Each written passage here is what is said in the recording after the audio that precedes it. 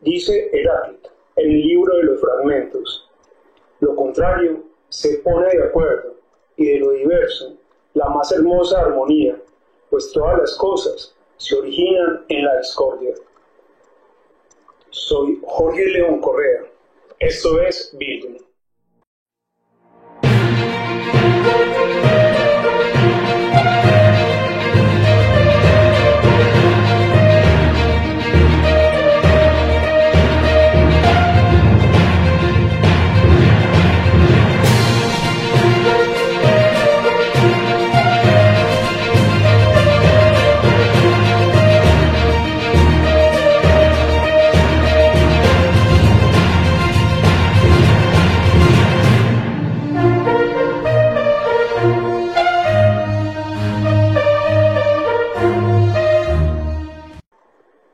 En el día de hoy vamos a hablar del paso de lo físico a lo metafísico, de cómo los primeros filósofos postularon un principio para todas las cosas, una vez que la mitología ya no atendía sus requerimientos. Comencemos entonces. El primer filósofo que tenemos a continuación es Tales de Mileto. Tales de Mileto parte de una propuesta totalmente física. Recuerden lo que habíamos dialogado con el paso del mito al logos, con el paso a la razón lógica, que Tales tenía una influencia de los babilonios y se consideraba desde la experiencia religiosa que la tierra estaba puesta sobre un gran tapete de agua, como lo expresaba Carl Sagan en el capítulo del espinazo del cosmos. El antiguo Mileto se ubica acá, en lo que hoy conocemos como Turquía. Acá en la parte baja del mapa de la península del Peloponeso, aquí está Mileto. Mileto es una ciudad que daba al mar, miremoslo en un mapa antiguo de Turquía y de Grecia. Eso es que conocemos hoy como Grecia, y aquí donde los estoy señalando, aquí encuentran a Mileto. Esto hacía parte de la antigua Grecia, y esta es lo que conocemos hoy como Turquía. En Mileto, Tales se ubica, y pues cuando salís y mirás ese vasto mar, pues indudablemente pensabas que lo que decían los antiguos babilonios era cierto, que el mundo, la tierra firme, la que conocemos, se situaba sobre un gran tapete de agua. Tales observa y descubre que el mundo está sostenido sobre el agua, como decían sus predecesores.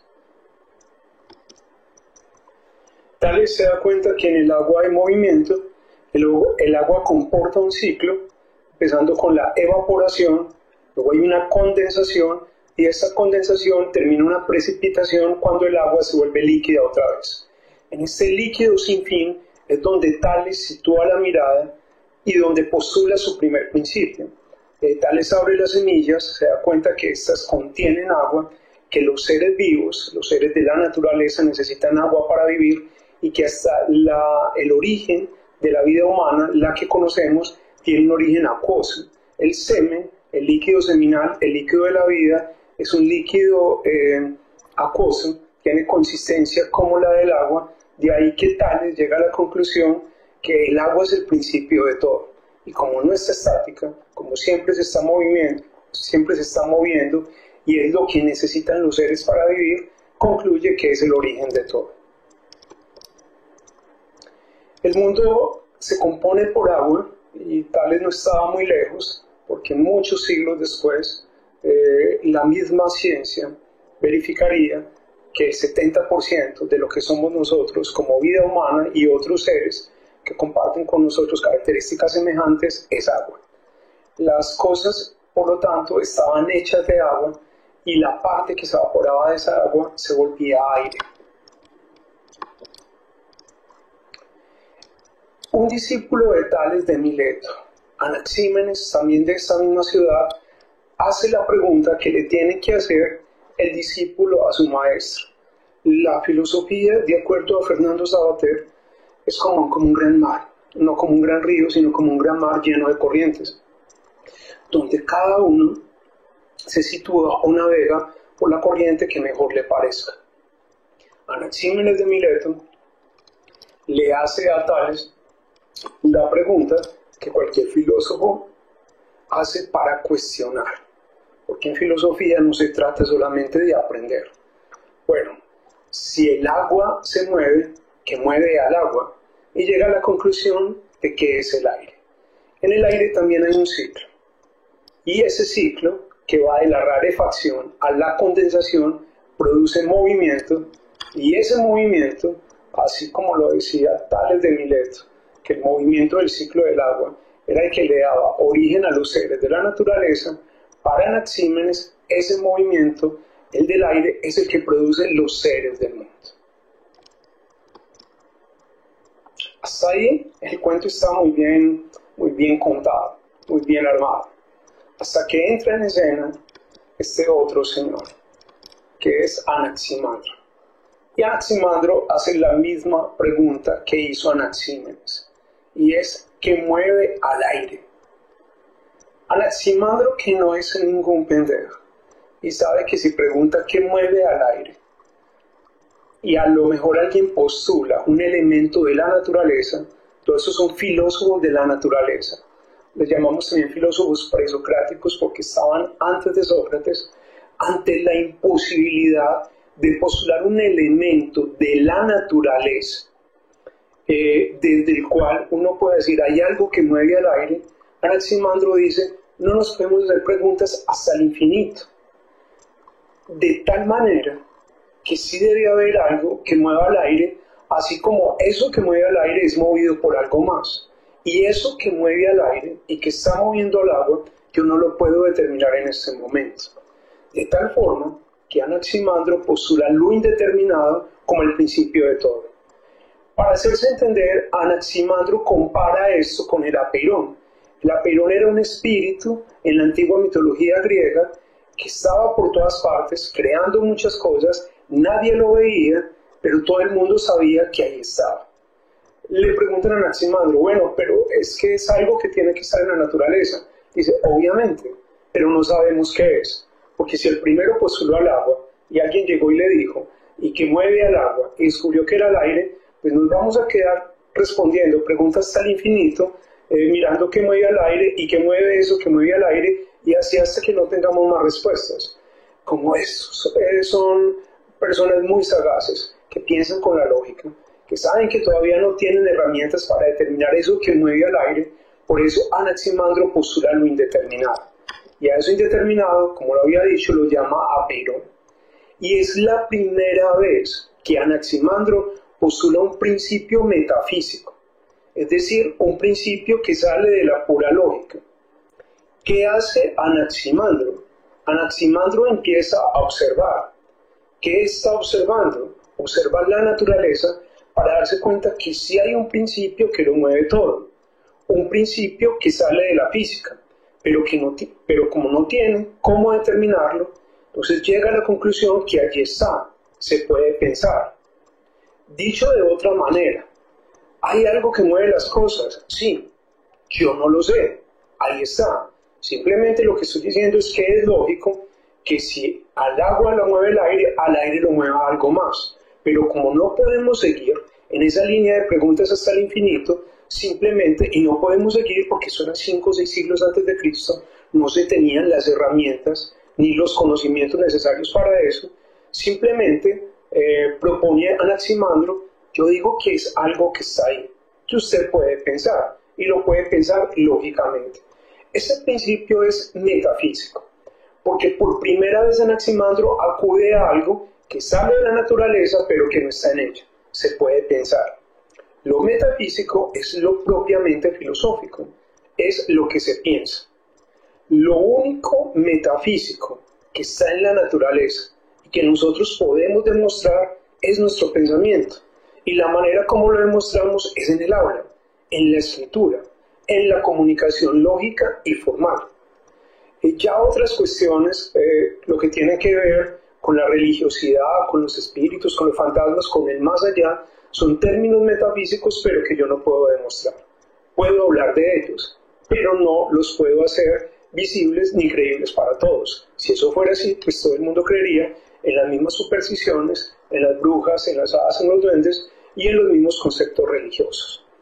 Lo único metafísico que yo puedo demostrar es el pensamiento.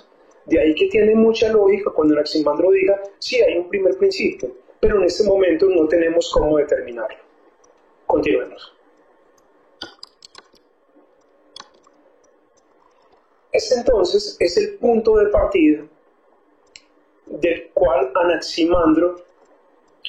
en el cual Anaximandro postula su principio. Lo fija en la naturaleza, lo deduce de allí, pero no es un principio ya físico. En esta indeterminación, dice Anaximandro, se postulan los seres del mundo, y es la primera vez que pasamos de un principio físico a uno metafísico. Había otros filósofos que no vamos a ver acá por el tiempo, como Empédocles, que proponían que los principios eran los 4 elementos de la naturaleza, o como los pitagóricos, o Pitágoras, se cree que Pitágoras era más bien un movimiento que una persona, que proponen, esto sí de manera ya casi metafísica, como la matemática era el principio de todo, la matematización del mundo. Pero Anaximandro es uno de los primeros que da ese salto hacia lo metafísico.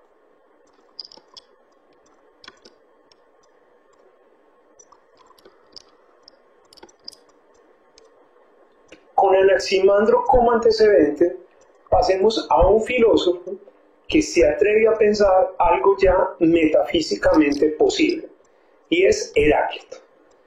De Heráclito dice Friedrich Nietzsche que es un filósofo desconocido, tan grande e incluso más valioso que el mismo Platón. Desafortunadamente, lo que se conoce de Heráclito son fragmentos y citas, muchas veces puestas en escena por otros filósofos o por otros pensadores, que las escucharon o las leyeron en manuscritos que se han perdido. De Heráclito se conservan algunos fragmentos que han sido publicados por varias editoriales. ¿Qué hace Heráclito? Heráclito de manera fascinante observa que tanto el agua de Tales como el aire de Anaxímenes, como el apeirón de Anaximandro, lo indeterminado, comparten el movimiento. En el agua, recuerden que hay un ciclo, y en ese ciclo hay movimiento. En el aire también, y en el apeirón de Anaximandro también, porque el apeirón responde a la pregunta que se hacía Anaxímenes, que le hacía a Tales. Bueno, entonces, ¿qué mueve su principio? Y Anaximandro dice, ¿y qué mueve al suyo? Algo que no está determinado, pero que está por todas partes creando.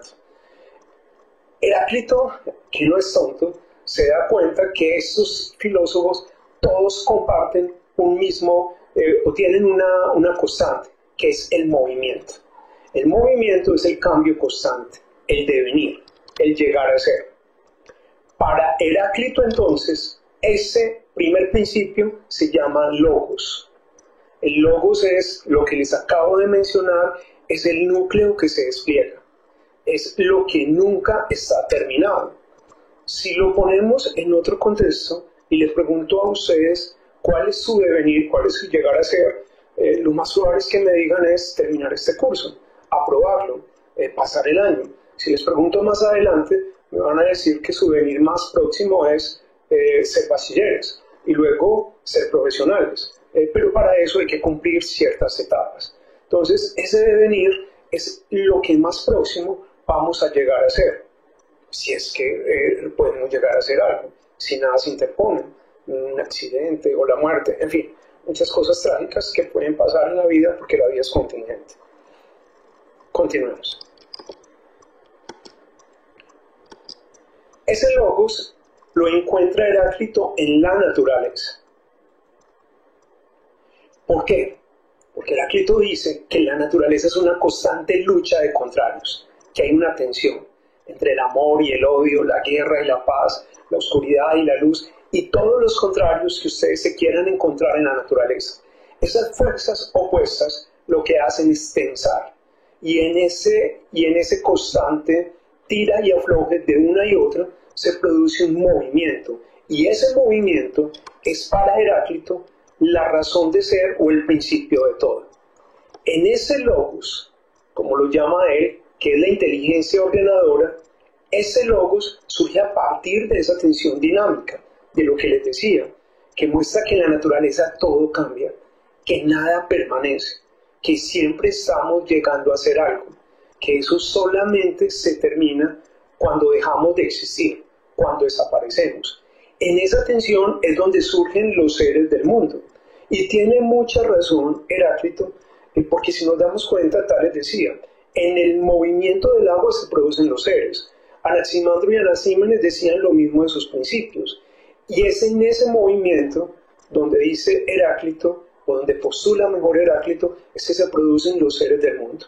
No en el movimiento ya de una naturaleza determinada, sino en el movimiento de esos contrarios. Porque a la gran conclusión a la que llega Heráclito es que en la naturaleza nada permanece.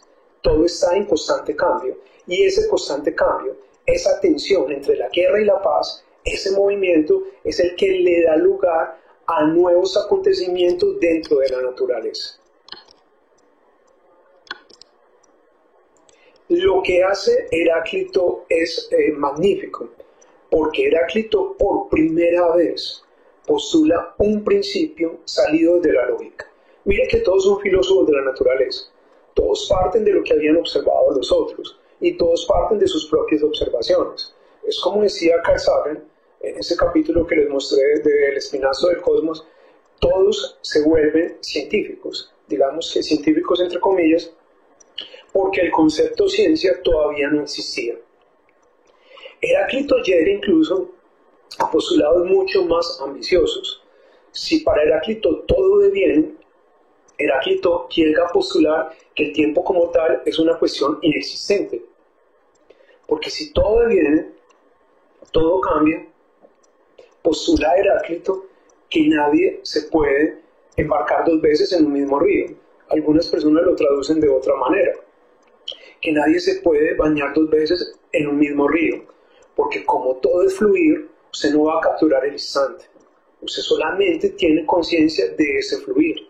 Y si solamente tiene conciencia de ese fluir, es imposible que usted tenga conciencia del tiempo. ¿Por qué? Porque el pasado es una cosa que ya se le escapó en ese fluir. Al futuro usted nunca se podrá adentrar, nunca se podrá adelantar, porque usted siempre está en ese río y ese río siempre está fluyendo. O sea que usted no sabe lo que le va a pasar. Y el presente es imposible hablar de él porque tendríamos que hablar de algo quieto. Usted solamente tiene conciencia de ese fluir. Si solamente tienes conciencia de ese fluir, eso anula la categoría cosmológica del tiempo. El tiempo es una invención que hicimos nosotros desde la física para situarnos. Pero el tiempo, y eso lo postula ya muchos siglos después Kant, es una intuición interna que se despierta con un acontecimiento de afuera.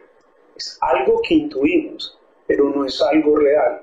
El tiempo se vuelve una cuestión totalmente inexistente porque lo único que podemos percibir es ese momento, es decir, el ahora.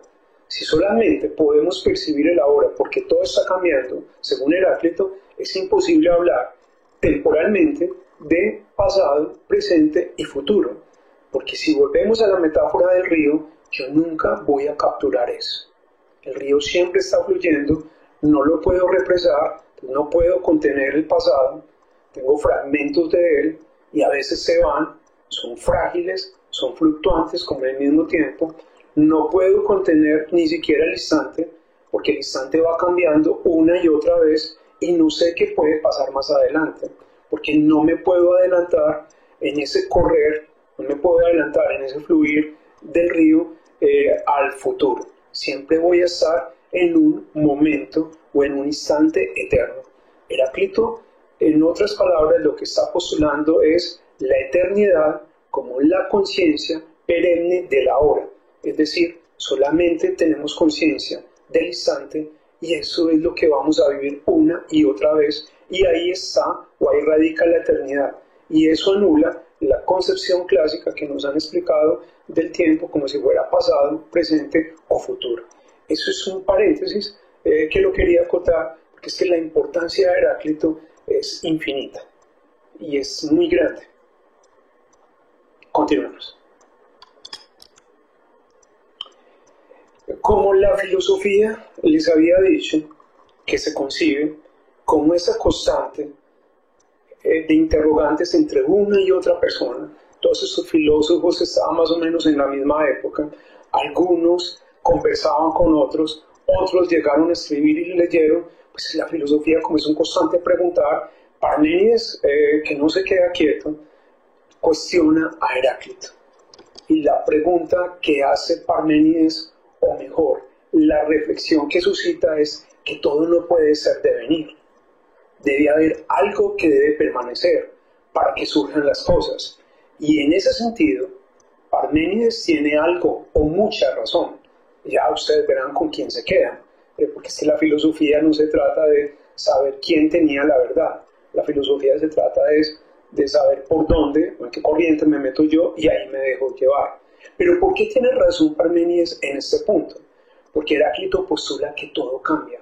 Y la pregunta grande que hace Parménides es la siguiente.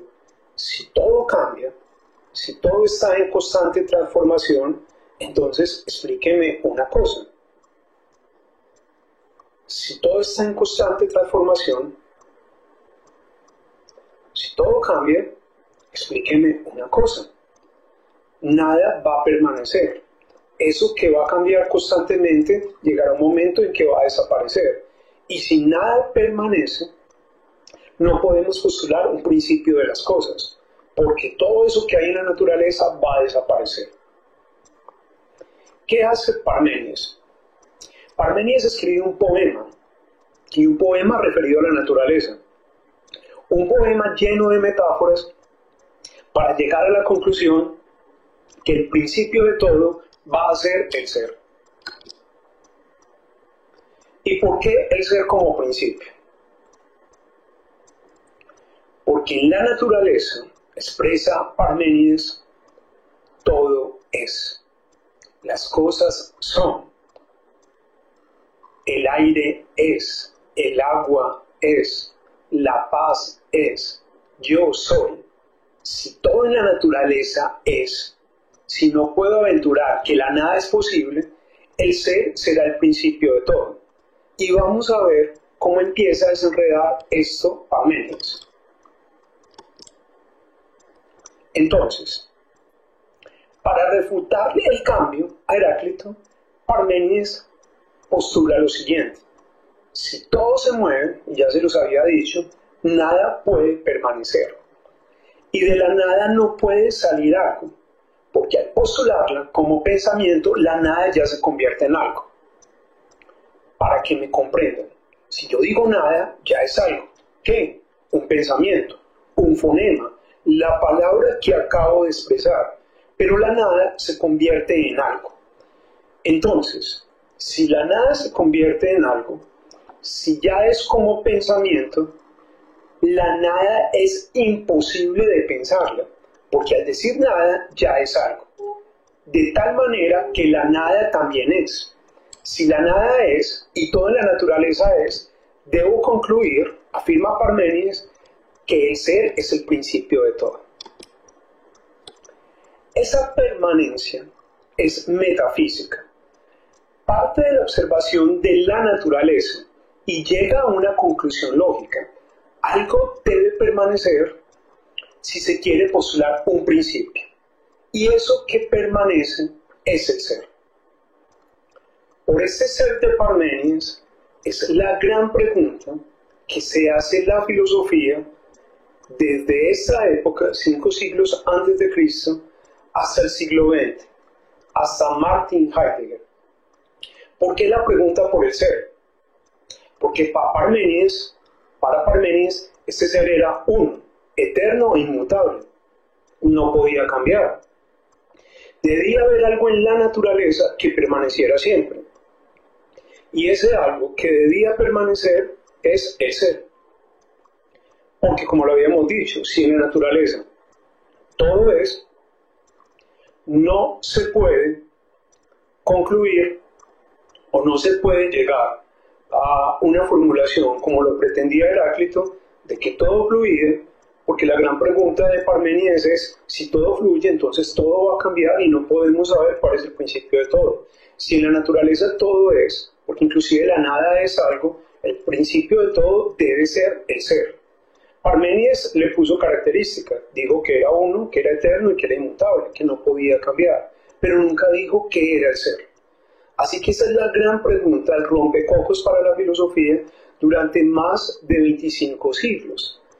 De ahí en adelante, para Platón ese ser termina siendo el mundo de las ideas, para Aristóteles el motor inmóvil, para los filósofos de la Edad Media termina siendo Dios, para un filósofo como René Descartes es el yo, para Kant terminan siendo las intuiciones, los juicios sintéticos a priori, hasta que llega Martin Heidegger y dice, bueno, dejemos de preocuparnos por el ser, porque esa pregunta ya la resolvió Kant. El ser puede ser algo religioso, puede ser un principio que englobe todas las cosas, pero es una intuición que tenemos. Nadie nos va a decir cómo es. Heidegger dice, preguntémonos mejor por el ser real, por el ente. Y el único ser por el que se puede preguntar uno con firmeza es el ser humano, porque es el único ser que se puede hacer en realidad la pregunta que cuestiona toda su naturaleza, y es la pregunta acerca de la muerte. Puede que el animal tenga instinto de conservación, pero el animal no está haciéndose la pregunta que tiene que ver con el sentido de la existencia. Y esa pregunta del sentido con la existencia solamente cobra sentido cuando el ser humano se pregunta por la muerte. De ahí que Heidegger dice, dejémonos de preguntarnos qué es el ser. Eso ya poco importa, porque es algo demasiado abstracto. Puede ser la intuición de Dios para los creyentes, pueden ser nuestros propios pensamientos, como lo decía Descartes, pero aún así de eso no vamos a tener ninguna certeza. O puede ser una intuición, como lo decía Emmanuel Kant. Usted puede tener la intuición de que Dios existe, o puede tener la intuición de que no existe, pero aún así no lo puede comprobar. El mismo Kant ya lo había dicho, son intuiciones. Así que Heidegger dice, dejemos de confundir esos términos de la metafísica. El ser es un término demasiado abstracto, demasiado metafísico, ya no nos importa lo que sea, si es Dios o no es Dios, si es un cúmulo de pensamientos, si son las ideas abstractas que proponía Platón, porque nunca vamos a llegar a esa conclusión. Ya Heidegger nos dijo que eso son intuiciones que están en la razón. Yo intuyo que eso pueda existir, pero no tengo un dato de afuera que me permita corroborar.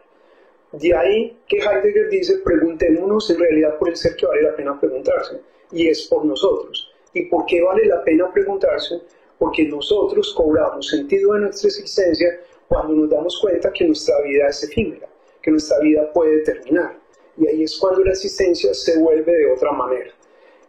Esos 25 siglos fue el gran interrogante que Parménides le dejó a la filosofía, porque todo el mundo trató de responder a su manera sobre esa pregunta hasta que Heidegger da por concluida esa cuestión.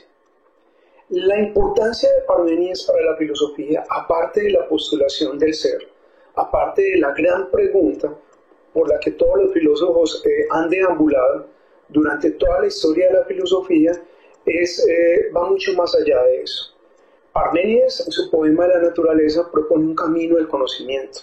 Y Parménides postula algo que es demasiado importante hoy, y es la necesidad que tenemos de alejarnos de la opinión. Parménides dice que la única manera de conocer es quitando velos, acercándose a la verdad, yéndose por el camino que no ha escogido todo el mundo. Y eso tiene tanta importancia hoy, en un mundo donde todo el mundo repite lo que hay en las redes como TikTok, como Facebook, como Twitter, donde todo el mundo empieza a amplificar lo que dicen otras personas sin buscar. Tiene total importancia lo que dice Parménides sobre el conocimiento. Tiene total importancia lo que dice Parménides sobre el camino para conocer, que no es un camino fácil, y cobra mucha relevancia lo que dice Parménides para acercarse a la verdad, a la que compara como una diosa en el poema de la naturaleza. Las fuentes que consulté para esta charla fueron Parménides y Heráclito, fragmentos.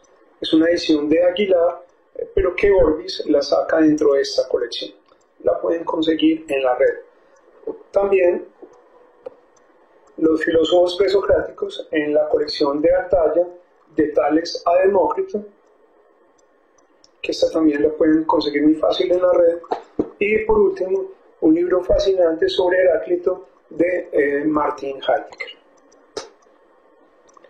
Hoy vimos tres cosas importantes: cómo los primeros filósofos postularon principios físicos a partir de la observación de la naturaleza.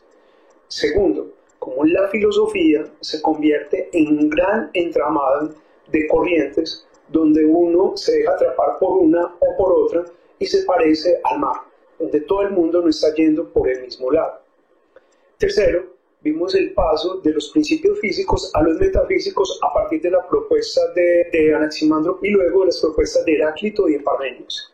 Y finalmente nos dimos cuenta cómo Heráclito postula un principio muy sólido a partir del logos, a partir del movimiento, y después cómo Parménides postula otro a partir de la permanencia. Empiezan a chocar y de esa manera la filosofía empieza a fluir. Nos vemos en una próxima oportunidad.